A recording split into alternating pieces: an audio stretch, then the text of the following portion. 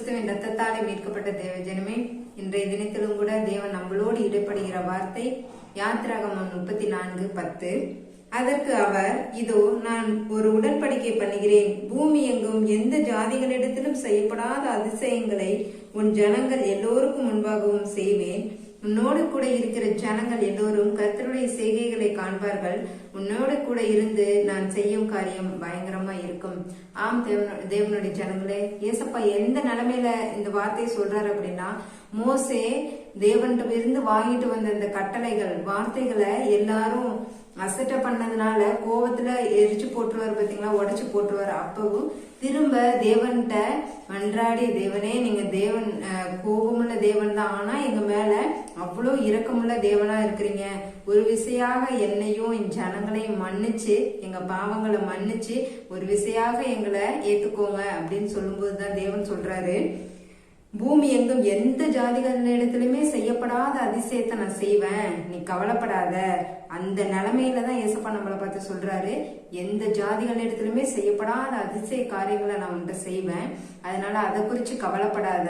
ஆனா திரும்ப இந்த பாவ காரியங்கள்ல போய் நீ விழுந்துராத.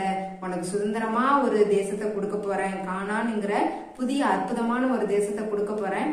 அங்க போய் நீ உடன்படிக்கைய மறந்து வேற உடன்படிக்கை காரியங்களுக்குள்ள போயிராதன்னு சொல்லி ஏசப்பா நம்மளுக்கு ஒரு புதிய தேசத்தையும் புதிய ஆசீர்வாதத்தையும் யாருமே காணாத அற்புதத்தையும் நம்மளுக்கு தருவேன்னு சொல்றாரு. ஆம் தேவ ஜனங்களே, நம்ம ஏசப்பா சொல்ற கட்டளைகளை மதிச்சு நடக்கும்போது அவரு நம்ம நினைச்சு பார்க்க முடியாத, கிரகிக்க முடியாத அதிசய அற்புத காரியங்களை செய்வாரு.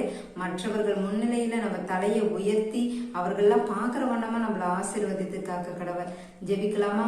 பரிசுத்தமுள்ள எங்கள் நல்ல தகப்பனே, அப்பா உங்க நன்றியோடு துதிக்கிற ராஜா, நீ சர்வ வல்லமையில தேவன் ஆண்டவரே, எந்த ஜாதிகளிடத்திலும் செய்யப்படாத அதிசயங்களை செய்வேன்னு சொன்னீங்கல்ல தகப்பனே.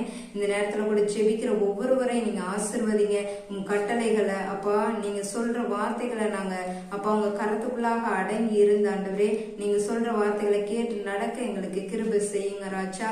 அப்பா மற்றவர்கள் முன்னிலையில எங்கள் தலையை உயர்த்தி அப்பா எந்த ஜாதிகளிடத்திலுமே செய்யப்படாத அதிசய உம் ஜாதிகளாகிய எங்களுக்கு நீர் செய்து எங்களை ஆசீர்வதிக்க போற கிருபைக்காக ஸ்தோத்திரிக்கிறோம் ராஜா. இயேசு கிறிஸ்துவின் மூலமா ஜெபிக்கிறோம் எங்கள் நல்ல தகப்பனே. ஆமீன். God bless you. God bless you.